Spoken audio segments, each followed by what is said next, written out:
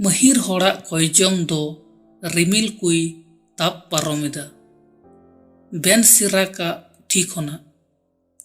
प्रभु दो नोंकान बिचारी कनाय ओकोय दो मेदहा बाय बेंगेट आकान उनी दो होड़ा मेदहा बेंगेट आते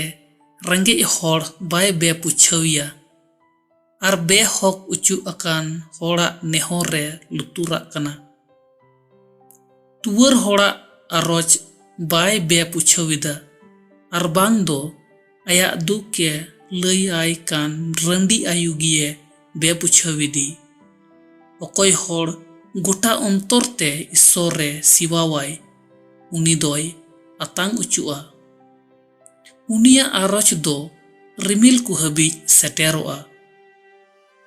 महिर होड़ा कयजोंग दो रिमिल कुई ताप पारोमिदा आर उना अवरी सेटेरो हबीज जीवी बांग राड़े जो ताया उनी दो उन हबीज बाय थिरु कना तीन हबीज चोट उतरी बाय मोनेयाय कान आर धर्म कुआ बिचार आरे फंदाव ताकू आर प्रभु दो बाय खतीरा आर बांग दो उनको लगित ए जिहत जहोत नोवागी प्रभुआ कथा दो ईश्वरे सरहाव मा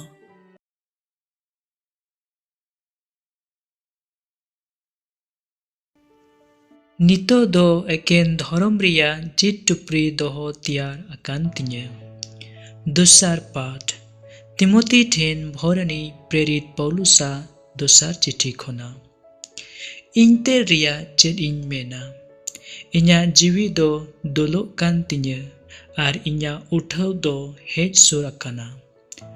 भागी लड़हय मुचेद हबीज इन लड़हय अकाना नीट अकान हापड़ाव दड़िन दड़ मुचद अकादा पतियाविन जोगाव दोहो अकादा नितो दो एकेन धर्म रिया जित टुपरी दोहो तियार अकान तिnye ओने प्रभु धर्म बिचारो दो एनहिलो ए इमाइन आर इन मतो दो बांग उनको सनम को होय इमा कुआ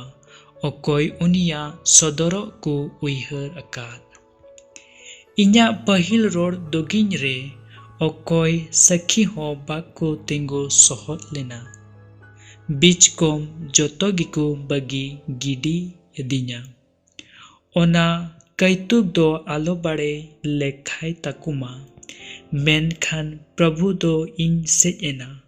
आर दाड़िये इमादिnya जेमन इन होतेते पूरा संबाद लय सदरो आर जोतो पर्जत को आंजोम ओने नोंकाते इन दो कुला मोचा खोने बांचाविन प्रभु दो इन ऊपर रिया सनाम दुष्टमी तेटेस्ता खोने रुखेइन्य आर आया सेरमा राजस्टी ते निरूपुने सेटेर कन्य उनिया ठनक जायजुग हबी हुयुताय मा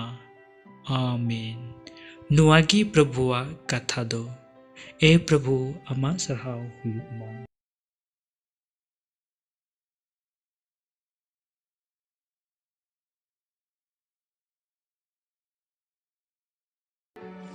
सोनत लुक से ओल का लिका भाग्य संबाद अदम अदम को दो आको की धर्म को बुझावेते जिसु दो नोआ फेने लयात कुआ बार होड़ मंदिर ते कोजन लगित की रकात चलाविना मी दो फैरिसी और इटाई दो मसूल उठावी ए ताहे कना फैरिसी दो थिंगु कते मोने मोने ते नोंकाए कोयना ए ईश्वर इन दो आर होड़ लिका लुलुटी बेधर्मी लट घुटुई और आसुकाते नुई मसूल उठावी लेका दोन बांग कांते गुनी मनावे तमा हफ्ता रे बार दोमिन उपुस दा